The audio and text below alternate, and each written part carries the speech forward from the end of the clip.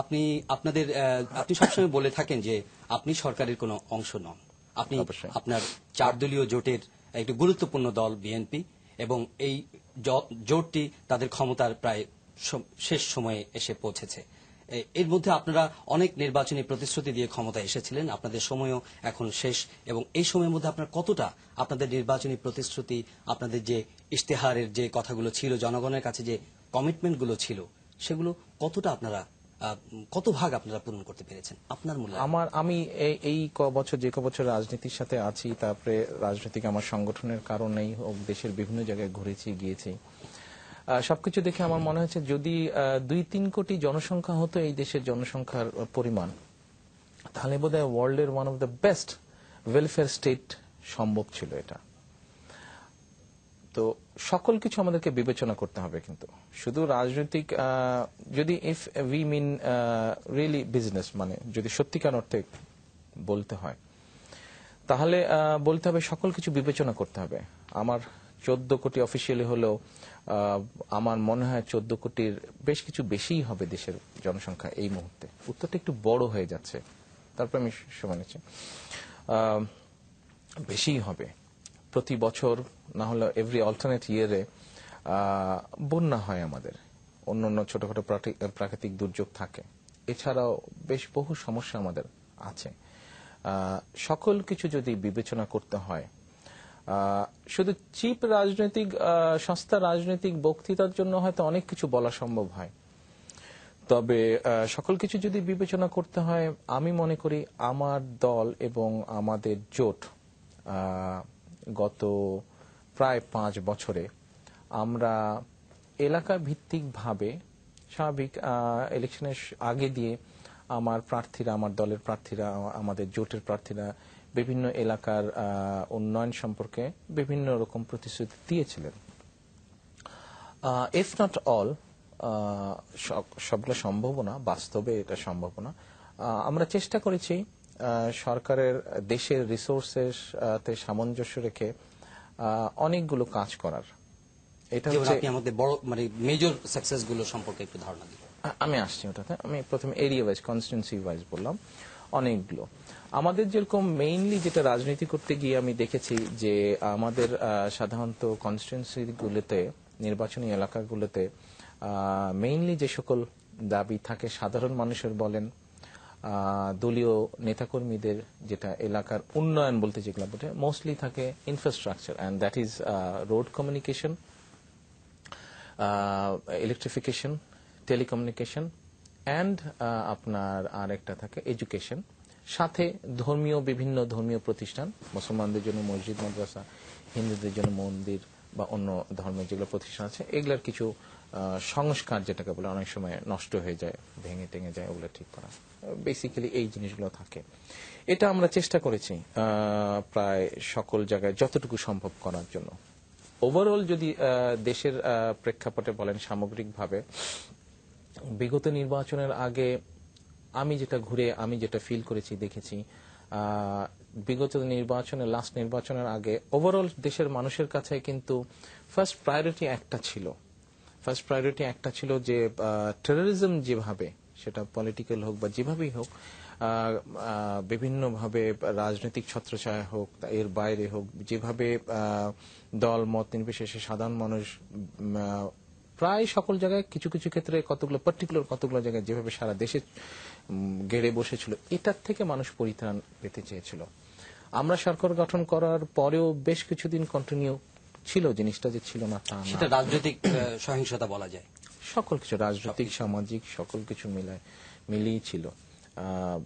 একটা উসিলা লাগে রাজনীতি, কিন্তু বিভিন্নভাবেই সেটা ছিল।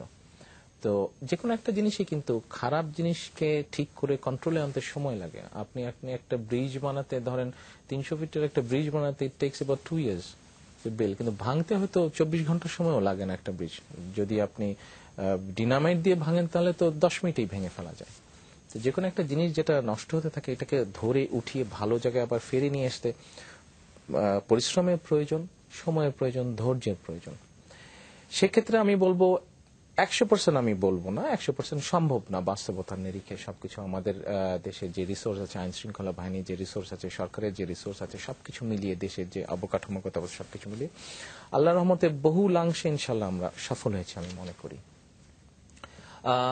এটা ছিল আমাদের ফার্স্ট কমিটমেন্ট, কারণ সেই সময় নির্বাচনের আগে দিয়ে মানুষের কাছে সন্ত্রাসের কথা বলছেন আপনি। ইয়েস, কিন্তু সন্ত্রাসের আমি আপনাকে একটু ধরিয়ে দিচ্ছি যে সন্ত্রাস আপনারা সেটাকে প্রায়োরিটি দিয়ে তার মোকাবেলার কথা ভেবেছেন এবং সেই অনুযায়ী কাজ করেছেন। জি। কিন্তু সাম্প্রতিক সময়ে গত আমি বলবো যে গত 2 বছর আগে থেকে দেশে যে একটি ইসলামের নামে দেশে একটি নতুন শক্তির আমরা আবির্ভাব দেখতে পেয়েছি, যেটা জঙ্গিবাদ, এবং তারা সশস্ত্রভাবে সন্ত্রাস সৃষ্টি করে দেশে ইসলাম কায়েমের কথা বলছে।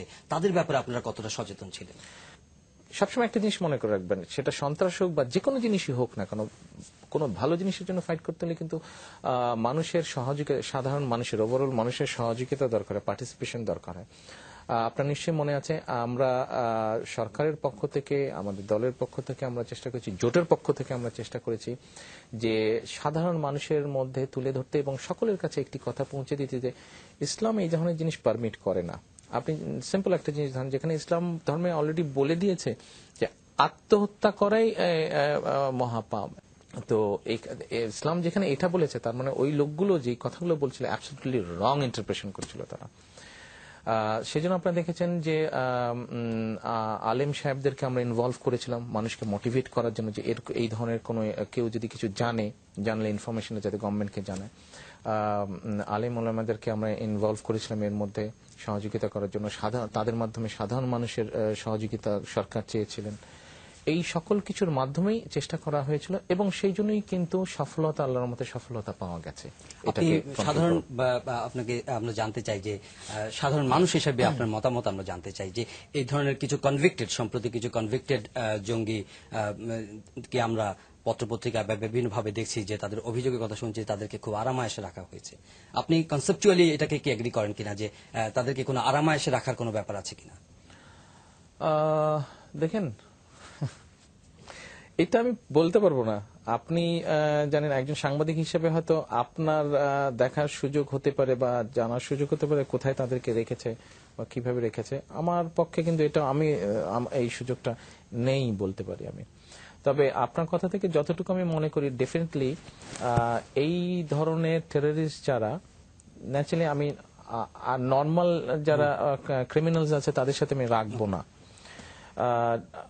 সরকার হিসেবে কিন্তু ডেফিনেটলি, মানে আমার দল যেহেতু সরকারে আছে, ডেফিনেটলি আমরা বের করার চেষ্টা করব যে এদের পিছনে কারা আছে, দেশের ভিতরেই হোক বা দেশের বাইরেই হোক। এবং এটা যখন আমি জানতে চাবো, পৃথিবীর যে কোনো দেশেই হয়, কিন্তু অন্য দেশেও বড় ধরনের কোনো টেররিস্ট ধরা পড়লে কিন্তু তাদেরকে সবসময় সেপারেটলি রাখা হয় ফর ভেরিয়াস রিজন। টেররিস্ট হলেও তার কিন্তু কিছু সিকিউরিটি থ্রেট রয়ে যায়, তারপরে তাকে আলাদা সেই জন্য রেখে দেওয়া হয়।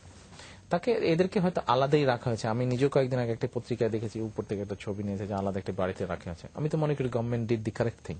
বাট কিন্তু এই যে তাদের অ্যাক্সেস পাওয়াটা, এটাও তো একদম তাদের সিকিউরিটি অ্যালার্ম, যে তাদের ছবি তারা যেখানে অবস্থান করছে সেখান থেকে তাদের ছবি তুলতে পারা বা তাদেরকে রিপোর্টিং করতে পারা, এই যে এই অ্যাক্সেসটা তো পাওয়ার কথা না যদি তারা সেরকম নিরাপত্তা বলের মধ্যেই থাকে। না, ছবিটা দিয়েছে যে ওই বিল্ডিং এর ছবি, সেটা আপনি হোয়াইট হাউসে ঢুকতে পারবেন না, কিন্তু হোয়াইট হাউসের বাইরে দাঁড়িয়ে তো আপনি ছবি দিব্যি তুলতে পারছেন। গ্রিলের ওপাশেই হচ্ছে হোয়াইট হাউস, আপনি তো গ্রিলের এপাশে দাঁড়িয়ে রাস্তায় দাঁড়িয়ে ছবি তুলতে পারবেন না। ছবি তো দূরে থেকে তোলাই যায়। চাঁদের থেকে পৃথিবীর ছবি তুলে ফেলতেছে এখন, এত স্ট্রং লেন্স হয়ে গেছে, তো আপনি তো এখানে দাঁড়িয়ে ওই বিল্ডিং এর ছবি তুলে ফেলছেন।